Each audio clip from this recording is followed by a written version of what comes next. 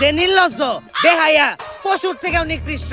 তার মানে দর্শক আপনারা বুঝতেই পারতেছেন আমি একজন কাপল ব্লগারের ইন্টারভিউ নিতে আসছি।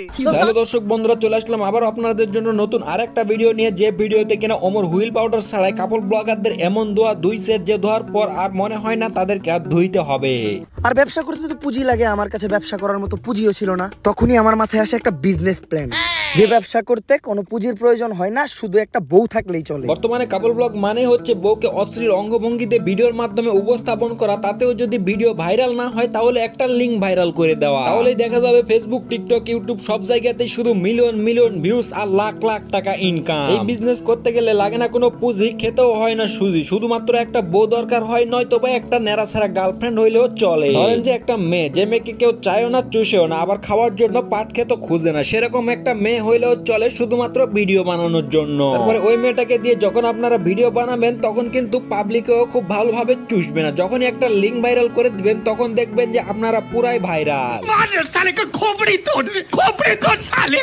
আর এমনি ব্যবসায় তো লস খাওয়ার সম্ভাবনা থাকে, কিন্তু এই ব্যবসায় লস খাওয়ার কোনো চান্সই নাই, খালি সফলতা আর সফলতা। অনেক চেষ্টা করার পর যদি কোনো ভিডিও ভাইরাল না হয় তাহলে আপনারা অনেকেই হয়তো মনে করতে পারেন যে ব্যবসায় আমার লস হয়ে গেছে, আমার ভিডিওতে কোনো ভিউজ নাই, কোনো ইনকাম নাই। তাহলে একটাবার আপনি চিন্তা করে দেখুন, যে ব্যবসায় আপনি কোনো ইনভেস্টই করেননি সেখানে লস হলো কোথা থেকে? সুতরাং লস হওয়ার কোনো চান্সই নেই।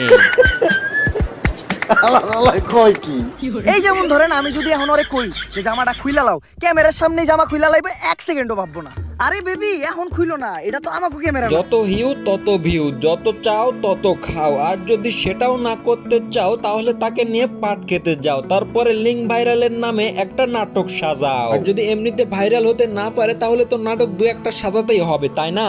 আমাদের লিংক তো ভাইরাল হয়ে গেছে, আর লিংক ভাইরাল হওয়ার পর আমাদের ফেসবুকের প্রত্যেকটা ভিডিওতে মিলিয়ন মিলিয়ন ভিউ, আর আমাদের ফ্যান ফলোয়ারও কমেন্ট করতেছে। যদি এমনিতে ভাইরাল হইতে না পারেন তাহলে লিংক ভাইরালের মতন দুই একটা নাটক তো সাজাতেই পারেন, তাহলেই দেখতে পারবেন যে আপনার ফেসবুক, টিকটক, ইউটিউবে শুধুমাত্র মিলিয়ন মিলিয়ন ভিউ। এখন হয়তো আপনাদের অনেকেরই মনে পড়ে গেছে সেই জান্নাত তোহার কথা, যার কিনা লিংক ভাইরালের নামে এরকম একটা নাটক সাজিয়ে এখন তার মিলিয়ন মিলিয়ন ভিউজ আর হিউজ পরিমাণ টাকা। বউ ব্যবসায়ীকে জন্ম দিছেন। জন্ম তো আমি দিতে চাই নাই, আসলে ওটা ভুল হয়ে গেছে, দুষ্টা তো আর আমার না, দুষ্টা হইলো ঝড়ের রাইতের, ফার্মেসি খোলা ছিল না। তাদের নির্লজ্জতার কারণে তাদের পরিবারের, তাদের বাবা মার সম্মানটা কোথায় যাবে তারা একবারও সেটা চিন্তা করে না, তারা শুধুমাত্র চিন্তা করে যে ভাইরাল হবে কিভাবে। আসলে এখানে তাদের বাবা মার দোষ দিয়েও তো কোনো লাভ নেই, কারণ তারা তো এই ধরনের শিক্ষা দেয়নি, তারা বড় হয়ে এই ধরনের শিক্ষা নিয়েছে। বাপ কামাইতে চাই না, আস্তাগফিরুল্লাহ, নাউযুবিল্লাহ, পোলাপান বলে এত খারাপ হয়। কাপল ব্লগার কো নাম মুহে নিছি, এখন যে আবার আমার উযু করতে হইব, আস্তাগফিরুল্লাহ, নাউযুবিল্লাহ। হ্যাঁ, বর্তমানের অবস্থাটা ঠিক এরকমই হয়ে গেছে। কাপল ব্লগাররা যে পরিমাণ নোংরামি শুরু করেছে, ঠিক তাদের নামটা মুখে নিলে এরকম ভাবে ওযু করে আসতে হবে। আপনার একটা গোপন কথা কই, লিংকটা তো ভুলে ভাইরাল হয় নাই, ওই লিংকটা আমরা দুইজন মিলে ইচ্ছা করে ভাইরাল করছি, তাই না বেবি?